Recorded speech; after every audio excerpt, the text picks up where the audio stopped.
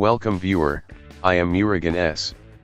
This video tutorial describes, fix beeping sound when repeatedly pressing Shift key in Windows 11. Type Control Panel in Windows search bar, click Control Panel.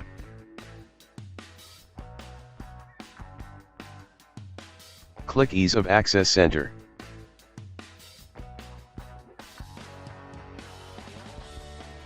Click Make the keyboard easier to use. Click Set up sticky keys.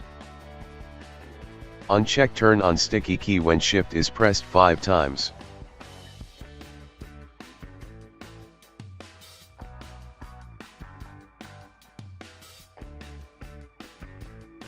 Click Apply, click OK. Click Set up filter keys.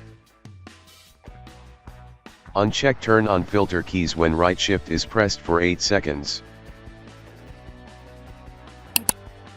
Click Apply, click OK.